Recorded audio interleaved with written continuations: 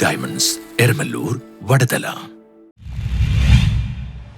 Win സൊസൈറ്റിയുടെ നേതൃത്വത്തിൽ കുമ്പളങ്ങിൽ ശിശുദിന റാലിയും സാംസ്കാരിക സമ്മേളനവും സംഘടിപ്പിച്ചു.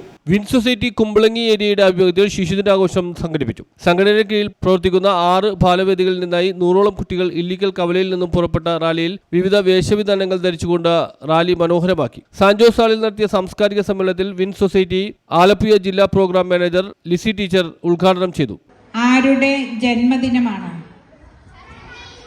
ചാച്ചാജിയുടെ അല്ലെങ്കിൽ ജവഹർലാൽ നെഹ്റുവിന്റെ ജന്മദിനമാണ് നമ്മൾ എന്തായിട്ട് ആഘോഷിക്കുന്നത്? ശിശുദിനമായിട്ട് ആഘോഷിക്കുക. എന്നായിരുന്നു അത്? നവംബർ 14. നവംബർ 14-നാണ് നമ്മൾ സ്കൂളുകളിലെല്ലാം ശിശുദിനമായിട്ട് നമ്മൾ ആഘോഷിക്കുക. അപ്പോൾ ശിശുദിനം നമ്മൾ സ്കൂളിലെല്ലാം ആഘോഷിച്ചു കഴിഞ്ഞു അല്ലേ? ചാച്ചാ നെഹ്റുവിനെ കുറിച്ച് നിങ്ങൾക്ക് എന്തറിയാം എന്നതിനെ കുറിച്ച് ടീച്ചർ ഒരു ക്വിസ് കോമ്പറ്റീഷൻ നടത്തുന്നുണ്ട്. അതിനു മുമ്പ് ടീച്ചർ നിങ്ങളോട് പറയുക, എന്തുകൊണ്ടാണ് കുട്ടികൾ അദ്ദേഹത്തെ ചാച്ചാജി എന്ന് വിളിച്ചത്?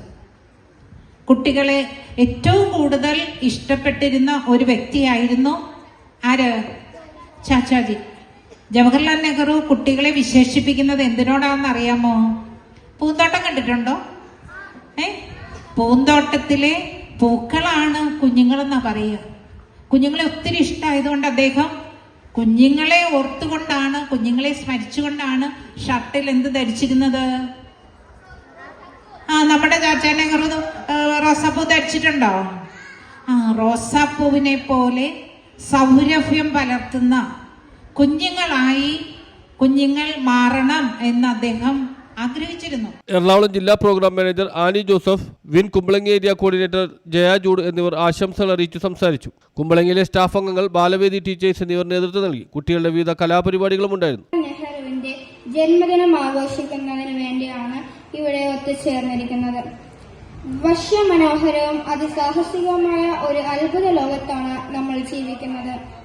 അവിടെ സാഹസികതയ്ക്ക് അവസാനമില്ല. അതിനെ അറിയണമെങ്കിൽ നമ്മുടെ കണ്ണുകൾ എപ്പോഴും തുറന്നു തന്നെയിരിക്കണം. സ്വന്തം ആദർശങ്ങളും ലക്ഷ്യങ്ങളും തത്വങ്ങളും വിസ്മരിക്കുമ്പോഴാണ് പരാജയം സംഭവിക്കുന്നത്. മറ്റുള്ളവർ നമ്മെക്കുറിച്ച് എന്ത് ചിന്തിക്കുന്നു എന്നതിനേക്കാൾ പ്രാധാന്യം നമ്മൾ എന്താണ് എന്നുള്ളതാണ്. എല്ലായ്പ്പോഴും മാറ്റത്തെ ഭയപ്പെടുന്ന ഒന്നേയുള്ളൂ അജ്ഞത. ജീവിതത്തെ ഹീനമാക്കുന്നതും അപകടകരമാക്കുന്നതും ഒന്നേയുള്ളൂ ഭയം. News bureau, Kumbalangi.